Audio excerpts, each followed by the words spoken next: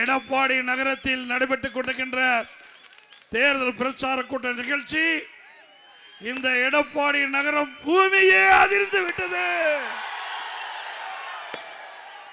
இதுவரை எடப்பாடி நகரத்தில் எவ்வளவு மக்கள் குழுமையது கிடையாது. எங்கே பார்த்தாலும் மக்கள் வெள்ளம் கடல் போல் காட்சியளிக்கிறது.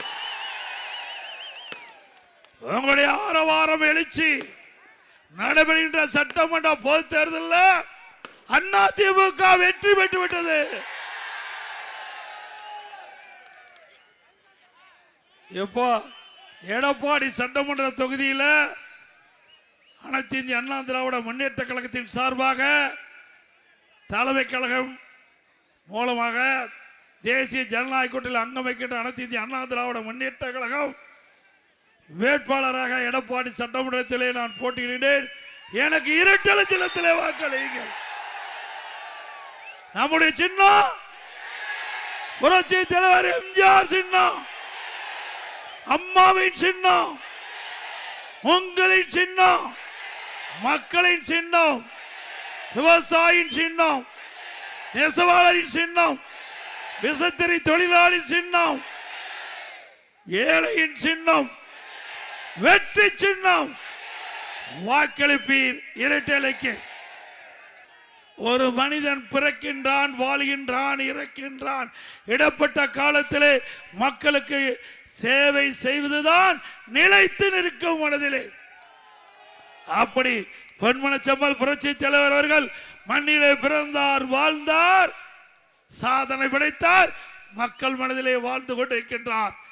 இதே புரட்சி தலைவி அம்மா அவர்கள் மண்ணிலே பிறந்தார்கள், வாழ்ந்தார்கள், இடப்பட்ட காலத்திலே மக்களுக்கு சேவை செய்தார்கள், மக்களுக்கு உள்ளத்திலே வாழ்ந்து கொண்டிருக்கிறார்.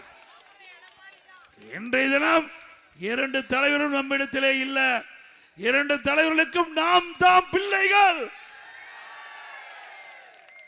இன்றைக்கு எத்தனையோ கட்சிகள் தமிழகத்தில் இருக்கின்றது, இந்தியாவில் இருக்கின்றது.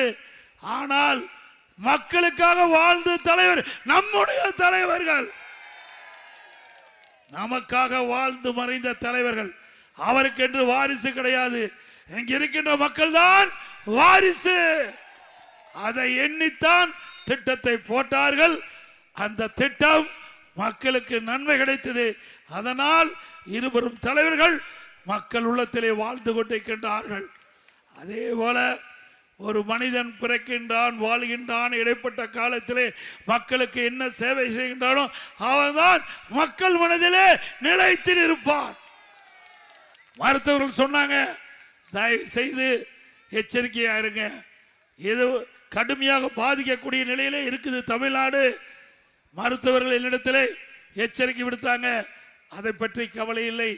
எனக்கு கொடுத்த வாய்ப்பு மக்களுடைய உயிர்களை காப்பாற்ற வேண்டும்.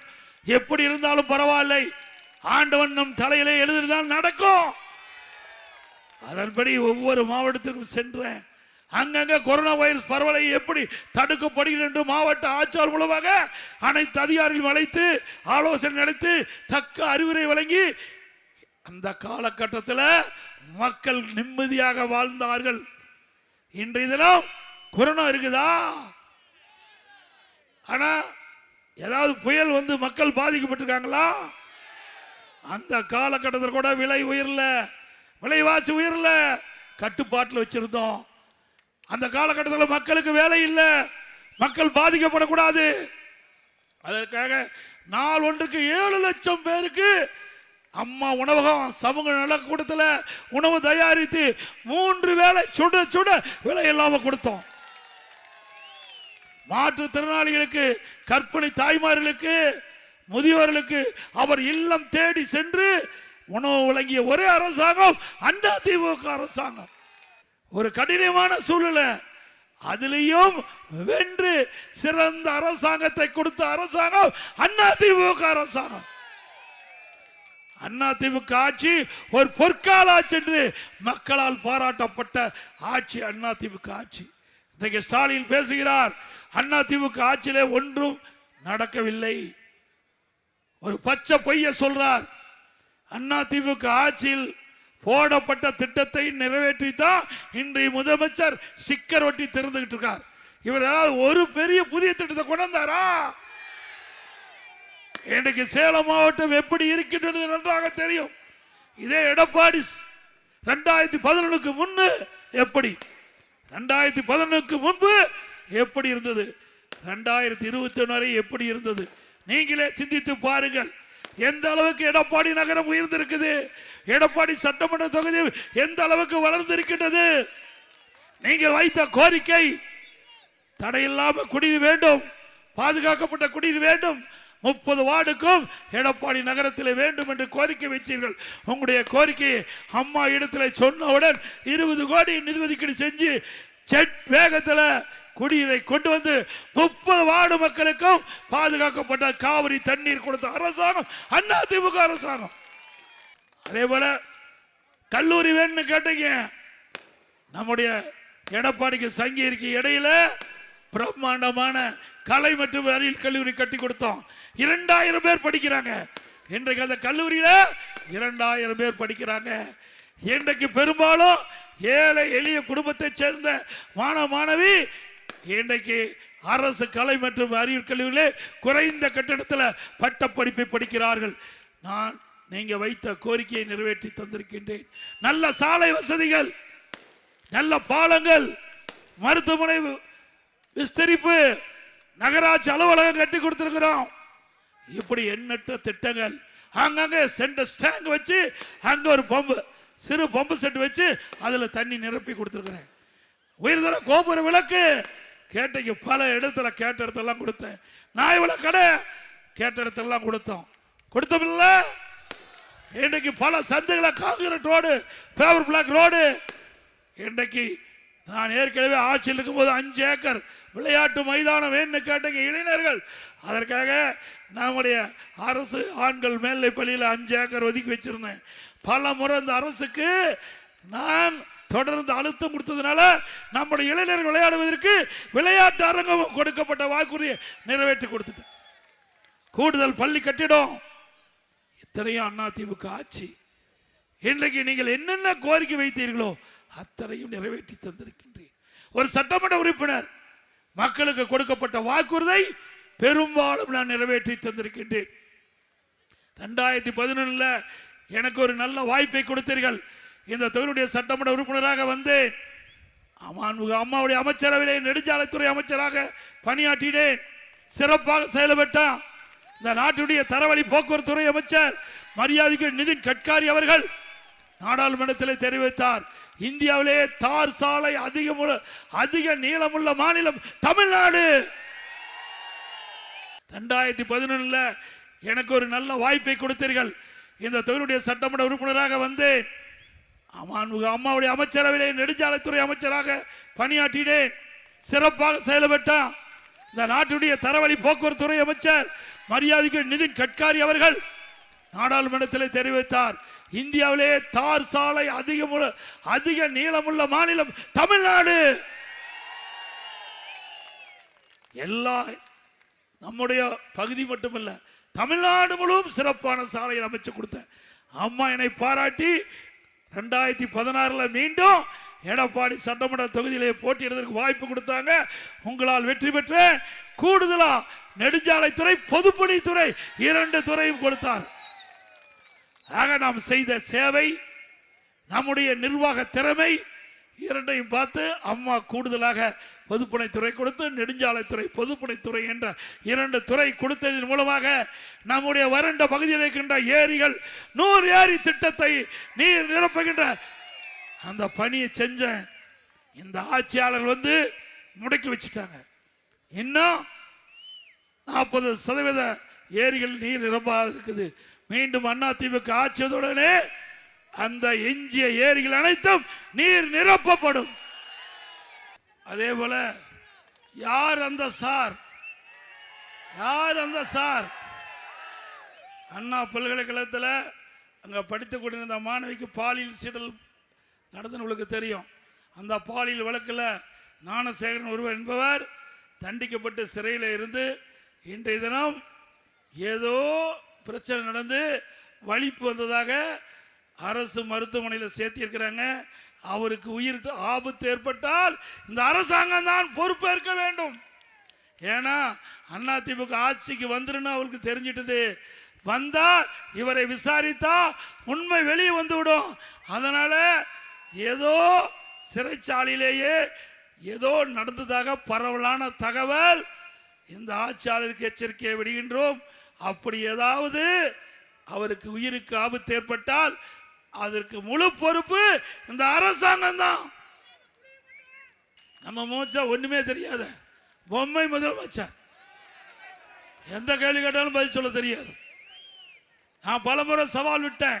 இப்ப எடப்பாடி நகரத்திலிருந்து இங்க எடப்பாடி தொகுதி மக்களால் தேர்ந்தெடுக்கப்பட்ட சட்டமன்ற உறுப்பினர் பிரதான எதிர்க்கட்சி தலைவர் என்ற முறையில் சவாலோட திரு ஸ்டாலின் அவர்களே, உங்களுக்கு தில்லு திராணி தெம்பு இருந்தா உங்களுடைய ஆட்சியில் நடைபெற்ற திட்டங்கள் பணிகள் நீங்க தாராளமா சொல்லலாம். அதிமுக ஆட்சியில் 10 ஆண்டுல 2011 2021 அதிமுக ஆட்சியில் போடப்பட்ட திட்டம், அதனால் மக்களுக்கு கிடைக்கப்பட்ட நன்மைகள் நாங்க பட்டியலிட்டு சொல்றோம். நீங்க எந்த இடத்துல கூப்பிட்டாலும் நான் வர தயார். இதோட 10 தடவை சொல்லியாச்சு, பேச்சு பூச்சே கிடையாது. தெரிஞ்சா தானே சொல்ல முடியும், செஞ்சா தானே சொல்ல முடியும். நாம சொல்ற தைரியமா இந்த எடப்பாடியில திட்டத்தை கொண்டு வந்து உங்க முன் சொல்றேன். ஆனா திராவிட முன்னேற்ற கழக தலைவர் சொல்ல முடியாது, செஞ்சா தானே சொல்ல முடியும். ஒன்னே ஒண்ணு செஞ்சிருக்காரு, எங்க பார்த்தாலும் அவங்க அப்பா பேரை வைக்கிறார். இன்றைக்கு ஸ்மார்ட் சிட்டி திட்டம் இந்த மாநகராட்சியில் நாம கட்டுறோம், அவர் அப்பா பேரை கொண்டு வச்சிருக்காரு. அப்பா சிலை வச்சிடறாரு. அப்பா சிலை வைக்கிறதுக்கும் அவ அப்பா பெயரை வைக்கிறதுக்கு தான் திமுக ஆட்சி வந்திருக்குது. மக்களுக்கு நன்மை செய்ய வரல. இன்றைக்கு ஸ்மார்ட் சிட்டி திட்டம் இந்த மாநகராட்சியில் நாம கட்டுறோம், அவர் அப்பா பேரை கொண்டு வச்சிடறாரு. அப்பா சிலை வச்சிடறாரு. அப்பா சிலை வைக்கிறதுக்கும் அவ அப்பா பெயரை வைக்கிறதுக்கு தான் திமுக ஆட்சி வந்திருக்குது. மக்களுக்கு நன்மை செய்ய வரல. இன்னைக்கு எத்தனை பாலங்கள் நீங்க பாருங்க, எத்தனை பாலம் திறந்திருக்கும், எத்தனை தடுப்பணைகள் நாம் கட்டிக்கிறோம். ஒன்றும் கிடையாது. ஒரே ஆண்டில் 11 அரசு மருத்துவக் கல்லூரி மருத்துவமனை ஒரு வருஷத்துல. இந்தியாவில் எந்த மாநிலத்திலையும் 11 அரசு மருத்துவக் கல்லூரி மருத்துவமனை கொண்டாந்த வரலாறு கிடையாது. அந்த வரலாற்றை நாம தான் படைச்சோம். 7 சட்டக்கல்லூரி சேலத்தில் ஒன்று. இங்கே பார்த்தீங்கன்னா தேசிய நெடுஞ்சாலையில் அந்த நம்முடைய விநாயகர் மிஷனுக்கு பக்கத்தில் சட்டக்கல்லூரி 130 கோடியில் கட்டி கொடுத்தது. 21 பாலிடெக்னிக் கல்லூரி, 68 கலை மற்றும் அறிவியல் கல்லூரி, 4 பொறியியல் கல்லூரி, 4 வேளாண்மை கல்லூரி, 5 கால்நடை ஆராய்ச்சி மருத்துவ ஆராய்ச்சிலையும் ஒரு மிகப்பெரிய கால்நடை பூங்கா கட்டி திறக்காது இருக்கு. கை வலிக்க மாட்டேங்குது ஸ்டாலினுக்கு. ரிப்பன் வெட்டுறது கூட முடியல. 1200 கோடிங்க. 1200 கோடியில் முழுக்க முழுக்க மாநில நிதியிலிருந்து நம்முடைய விவசாயிகளுடைய வளர்ச்சிக்காக பிரம்மாண்ட, ஆசியாவிலே பிரம்மாண்டமான கால்நடை பூங்கா. நான் மருத்துவக் கல்லூரி கால்நடை மருத்துவக் கல்லூரி நான் இருக்கும்போதே திறந்துட்டேன். பிறகு 90% முடிஞ்சிருந்தது, அது அப்படியே திறக்காத மூடி வச்சிருக்கிறாங்க. ஸ்டாலினும் அவருடைய கட்சியுடைய RS பாரதி சொன்னார், எடப்பாடி பழனிசாமி நெடுஞ்சாலை துறையில் 4800 கோடி ஊழல் செய்து விட்டார் என்று ஊர் பூரா பிரச்சாரம் பண்ணான். அப்படி கொட்ட கொட்டத்திலேயா பத்திரிகையில் போட்டாங்க. பிறகு சட்டமன்றத்திலையும் பேசினார். பிறகு நீதிமன்றத்துக்கு போனாங்க. நீதிபதி இதை விசாரிச்சு சீல்டு கவரில் நீங்க நீதிமன்றத்தில் ஒப்படைக்கணும். அதே மாதிரி விசாரிச்சு நீதிமன்றத்தில் ஒப்படைச்சாங்க. அந்த ஜட்ஜி படிச்சுட்டு அதை பிரிச்சு படிக்கல. மேலிருந்த வாரியாக பார்த்தால் எடப்பாடி பழனிசாமி குற்றம் புரிந்தவராக தெரியுது, சிபி வழக்கு போடுங்கட்டான். அந்த நீதிபதி சொல்லிட்டார். நான் உடனே உச்ச நீதிமன்றத்துக்கு போனேன். படிச்சு பார்த்து சொல்லியிருந்தா அதை பற்றி கவலை இல்லை, அது நீதிமன்ற தீர்ப்பு. நீதிமன்ற தீர்ப்பில் நம்ம தலையிட முடியாது. உச்ச நீதிமன்றம் பார்த்து படிக்காத இருக்கிறதுனால நாங்கள் படிச்சிட்டோம் அப்படின்னு தடையாணை கொடுத்துட்டாங்க. பிறகு இந்த ஆட்சிக்கு வந்த பிறகு அந்த தடையாணை நீக்கி விசாரிச்சாங்க. விசாரிக்கும் போது இன்றைக்கு நீங்கள் உயர் நீதிமன்றத்தில் போய் விசாரணை நடத்தினாங்க. நாங்கள் விசாரணை நடத்த வரும்போது யார் கேஸ் போட்டாங்களோ, திமுக கட்சி சேர்ந்த யார் கேஸ் போட்டவரோ திரு RS பாதி, நான் வழக்க திரும்ப பெற்றுக்கிறேன். வழக்க நான் முடியாது. இத்தனை நாள் பேசுனது என்னாச்சு? என்னை பத்தி ஊர் ஊரா எடப்பாடி பழனிசாமி ஊழல் செய்தான்னு சொன்னீங்கல்ல, சட்டமன்றத்தில் பதிவாயிருக்குல்ல, பதிவை எடுக்க முடியுமா? இன்னும் 50 வருஷம் 100 வருஷம் ஆனாலும் அந்த பதிவை நீக்க முடியாது. அப்போ எடப்பாடி பழனிசாமி ஊழல் செய்ததாக மக்கள் எண்ணிக்கொள்வார்கள். அதனால நான் நடத்துறேனே. அப்புறம் நீதிபதி சொன்னாரு, ஏங்க நீ கேஸ் போட்டவரே வாபஸ் வாங்கிக்கிறாரு, ஏன் உங்க தலைவர்கிட்ட சொல்லி நீங்க திரும்ப பெற்றுக்க வேண்டியதானே, ஏன் தேவையில்லா பிரச்சனை தலையிடுறாங்க? நான் மடியில் கனம் இல்லை, வழியில் பயம் இல்லைங்க. எங்க வக்கீல்கிட்ட சொன்னேன், நாம நடத்தலாம் அப்படின்ட்டேன். நடத்தினேன், விடுதலையாகி உங்க முன் வந்து நிற்கிறேன். அப்புறம் உச்ச நீதிமன்றம் போனாரு, இந்த முதலமைச்சர் உச்ச நீதிமன்றம் போனார். உச்ச நீதிமன்றத்தில் விசாரிச்சுட்டு 1.5 மணி நேரம் விசாரணை முடிஞ்ச பிறகு ஜட்ஜ்மெண்ட் எல்லாம் தள்ளி வைக்கல, அப்படியே டேபிள்லயே கேஸ் டிஸ்மிஸ். ஏன்னா டெண்டர் வச்சாங்க, டெண்டர் ரத்தாயிட்டுது. உலக வங்கியில பணமும் கொடுக்கல, அதில் எப்படி ஊழல் செய்ய முடியும்? பணமும் கொடுக்கல, டெண்டரை ரத்து, அது எப்படி ஊழல் செய்ய முடியும்? எப்படி? எனக்கே எப்படின்னா உங்களுக்கெல்லாம் எப்படி இருக்கும்? ஒரு முதலமைச்சராக இருக்கும் போதே இவ்வளவு பச்சை பொய்ய சொல்லி வழக்கு போடுறாங்கன்னா இந்த திமுக கட்சி எப்பேற்பட்ட கட்சியா இருக்கும்? ஆக இன்றைய தினம் ஊழல் நிறைந்த அரசாங்கம், எல்லாம் ஊழல் தான், ஊழல் இல்லாத துறையே இல்லை. இன்றைக்கு அந்த கொள்ளையெடுத்த பணத்தை வச்சுக்கிட்டு தான் ஆட்டம் போட்டுக்கிட்டு இருக்கிறாங்க. அதுக்கெல்லாம் முடிவு கட்டிக்கிட்ட தேர்தல் இந்த சட்டமன்ற தேர்தல். முடிவு கட்டுவீங்களா? குடும்ப ஆட்சிக்கு முடிவு கட்டுவீங்களா? வாரிசு அரசியலுக்கு முடிவு கட்டுவீங்களா? ஆக எடப்பாடியில் சொல்லுகின்ற குரல் எதிர்காலத்தில் நாட்டில் ஒலிக்கும். வருகின்ற சட்டமன்ற பொதுத் தேர்தலை மேலும் உங்களுக்கு சேவை செய்ய 1999 கொடுத்தீங்க, 1991 கொடுத்தீங்க, 98 எம்பி கொடுத்தீங்க, 2011 எம்எல்ஏ கொடுத்தீங்க, 2016 எம்எல்ஏ கொடுத்தீங்க, 2021 எம்எல்ஏ கொடுத்தீங்க, 2026 ஒரு வாய்ப்பை தாருங்க. வாய்ப்பை தந்து மீண்டும் உங்களுக்கு சேவை புரிய ஒரு அரிய வாய்ப்பை தாருங்கள். இந்த இப்பொழுது நடக்கின்ற சட்டமன்ற பொதுத் தேர்தலில் இன்றைக்கு வரலாற்றை படைக்க வேண்டும். தமிழகத்தில் இருக்கின்ற 234 தொகுதியில் அதிக வாக்கு வித்தியாசத்தில் வெற்றி பெற்ற தொகுதி எடப்பாடி சட்டமன்ற தொகுதி. செய்வீர்களா? ஒவ்வொரு தைப்பொங்கல் என்றும் பொங்கல் தொகுப்பு கொடுக்கிறாங்க. அந்த பொங்கல் தொகுப்போடு 1000 ரூபாய் ரொக்க பணம் வழங்கப்படும். ஒவ்வொரு தீபாவளி என்றும் நம்முடைய பெண்களுக்கு அற்புதமான பட்டுப்புடவை வழங்கப்படும். நகர பேருந்தில் பெண்கள் தான் கட்டணம் இல்லாமல் பயணம் செய்கிறாங்க. அதிமுக ஆட்சி அமைந்தவுடனே இனி ஆண்களும் நகர பேருந்தில் கட்டணம் இல்லாமல் பயணம் செய்யலாம். மாற்றுத்திறனாளிகள் கூட்டுறவு சங்கத்தில் வாங்கிய கடன் தள்ளுபடி செய்யப்படும். அதே போல முதியோருக்கு வழங்கப்படுகின்ற ஓய்வூதியம் 2000 உயர்த்தி வழங்கப்படும். இஸ்லாமியர்கள், கிறிஸ்தவ மற்றும் ஏனைய சிறுபான்மையை சேர்ந்த மகளிர் சுய தொழில் தொடங்குவதற்கு வட்டியில்லா கடன் வழங்கப்படும். இப்படி பல திட்டங்கள் 297 அறிவிப்புகள் வெளியிட்டிருக்கிறோம். அதில் விவசாயிகள், நெசவாளர்கள், விசைத்தறி தொழில் செய்கின்றவர்கள், பணிபுரிகின்றவர்கள், ஏழை மக்கள் என்று பாரபட்சம் பார்க்காமல் அனைவருக்கும் அனைத்து திட்டங்களும் அதிமுக ஆட்சியிலே வழங்கப்படும் என்ற செய்தியை நேரத்தில் தெரிவித்து